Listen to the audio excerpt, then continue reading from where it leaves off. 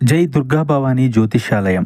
మీరు ఎన్నో సమస్యలతో బాధపడుతున్నట్లయితే ఈ గురువు గారికి ఒక్కసారి నమ్మకంతో కాల్ చేయండి. ప్రేమ, పెళ్లి, ఉద్యోగం, వ్యాపారంలో నష్టాలు, భార్యాభర్తల మధ్య గొడవలు, కోర్టు సమస్యలు, మనశ్శాంతి, ఆరోగ్య శాంతి, లక్ష్మీ శాంతి, గృహశాంతి, దిష్టి తీసిన నిమ్మకాయలు దాటడం, నరదిష్టి, నాగదోషం, ఆరోగ్య సమస్యలు, ఎటువంటి సమస్యలకైనా పరిష్కారం చూపబడును. మీ సకల సమస్యలకు పరిష్కారం చూపబడును. స్త్రీ పురుషులకు ఎటువంటి సమస్యలున్నా 100% పరిష్కార మార్గం చూపబడును.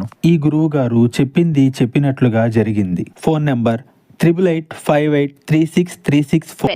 మీ యొక్క జీవిత భాగస్వామి చేసిన తప్పు మీ ముందు బయటపడబోతుంది. ఈరోజు గ్రహస్థితి ఇది. ఈ యొక్క స్థితి మీరు అనుభవించక తప్పని స్థితి. ఏం జరగబోతుందో వీడియోలో విని తెలుసుకుందాము. వీడియో నచ్చితే తప్పకుండా ఒక చిన్న లైక్ అయితే చేసి మమ్మల్ని సపోర్ట్ చేయండి.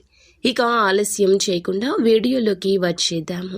ఈ రోజు ప్రత్యేకత తులారాశి వారికి ఏమిటంటే, భాగస్వామి చేసిన ఒక తప్పు బయటపడుతుంది. అది వ్యక్తిగత లేదా వ్యాపార సంబంధం రీత్యా కావచ్చు.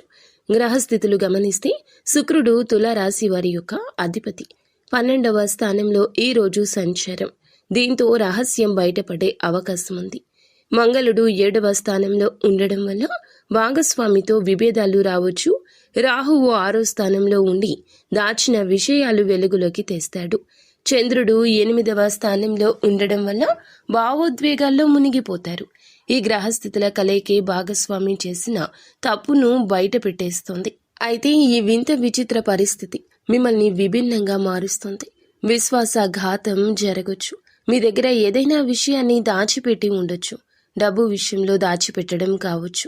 ఒకవేళ కుటుంబంలో వాగ్వివాదం జరిగితే ఆ విషయం బయటపడొచ్చు. వ్యాపార భాగస్వామ్యంలో లావాదేవీల్లో నిజాయితీ లేకపోవడం, లాభాలు దాచిపెట్టడం, రహస్య ఒప్పందాలు చేసుకోవడం ఇలా కూడా కనిపిస్తుంది. స్నేహ భాగస్వామ్యంలో కూడా వెనకన మీ గురించి చెడుగా చెప్పడం, మీకు ఉన్న నమ్మకాన్ని వమ్ము చేసే ప్రయత్నం కూడా జరిగి ఉండొచ్చు. అయితే ఈ రోజున ఒకలాగా మీకు వెనకాల ఒకలాగా అన్న పరిస్థితి కనిపిస్తుంది. మీరు మాత్రం జాగ్రత్తగా ఉండండి. వ్యక్తిగతంగా మీ యొక్క విశ్వాసం దెబ్బతిన్న భగవంతుని మీద భారం వేయండి. ఇది మీ హృదయానికి పెద్ద గాయమేం కావచ్చు. కానీ మీరు ఏమిటంటే చెడు వెనుక మంచి ఉంది అని అర్థం చేసుకోండి. సమాజంలో ఈరోజు కాస్త గౌరవం కూడా తగ్గొచ్చు. మీరు మీ ఎక్స్ప్లెనేషన్ని ఎదుటి వారికి వినిపించినా వారు అర్థం చేసుకోకపోవచ్చు. ఈరోజు ముభావంగా ఉండొద్దు. వీలైతే దైవ దర్శనం చేసుకోండి. నిత్యం ఇష్ట దైవ ఆరాధన మిమ్మల్ని మేలుకర ఫలితాలు పొందేలా